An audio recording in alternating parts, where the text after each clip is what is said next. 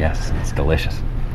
Yeah, it looks good. But it is, of course, that time of year again. It looked very tasty. The stretch of days, and it runs, Andrea, from probably around now, your first office Christmas party, whatever it is. It runs all the way through to Christmas dinners and New Year's celebrations. That means lots of food. Registered dietitian Andrea Holwegner is here to help us get through it. You've got some great advice. Thanks for coming in. Thank you. This is a fun topic. How long did it take to drink this? 4 bottles of wine in there.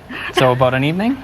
Yeah, depends who we're talking to, right? So let's start with some advice. No bad foods, just bad diets. Explain that. Absolutely. You know, I think sometimes, especially being in the nutrition field, it's sort of like we're the nutrition scrooges, where we're, not supposed to be having any fun. And just like everyone else, I like shortbreads and eggnogs just like everybody. Yeah, and if you hold yourself back, we were talking about this on camera, you can really get yourself in a situation where when you do let loose, you really let loose. Exactly. We all want what we can't have. And so if you say, that's it, I'm not having any of this, I'm going to my staff Christmas party and I'm not going to be indulging in any chocolate, or I'm cutting back, it's such a miserable way to live. So what I really want people to think about is being mindful but not obsessive when it comes to nutrition over the holidays. Yeah, great advice. And I like this next tip, and this is about sort of charting the holidays and looking what you've got coming up so that you can kind of wrap your head around it. Explain this. Exactly. So I brought in a calendar here, and what I'd love you to do is X off the days you know that are going to be trouble.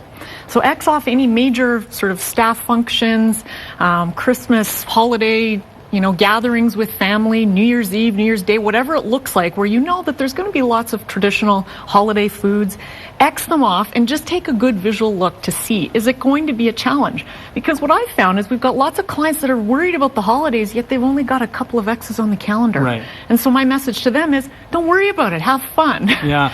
And you know what I love about that advice is that so often we do these things, we spend the holidays, and we kind of feel badly when we're eating, when we're indulging, when we're enjoying ourselves, which we really shouldn't be. Absolutely. This is kind of saying, look, get some perspective and have fun when it's time to have fun. Yes, because less is always more when you're not eating in a guilt-ridden mindset. And it's a terrible feeling, which you shouldn't feel that way around the holidays. Okay, let's talk drinks. And first, let's start with alcohol.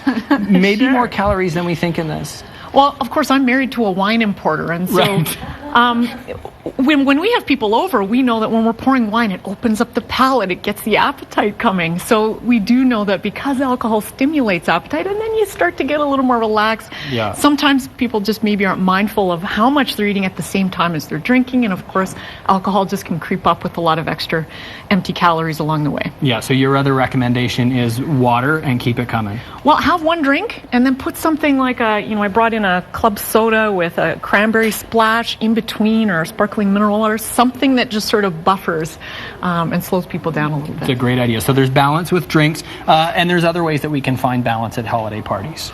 Holiday parties are a tricky one.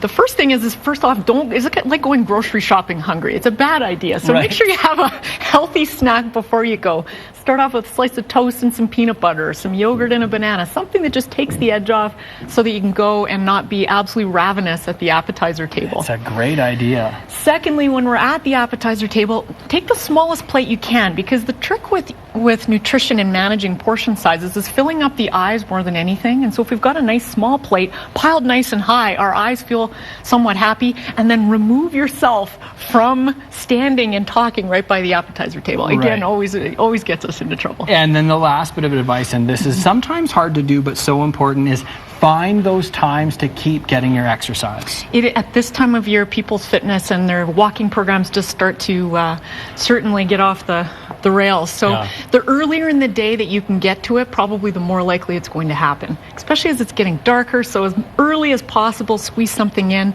I'd love to see families also getting some fitness activities built into some of their holiday traditions. So it's not always just about eating. It's about holiday Christmas walks to look at lights, or tobogganing, or snowman building, whatever it looks like. Ice skating's another great one.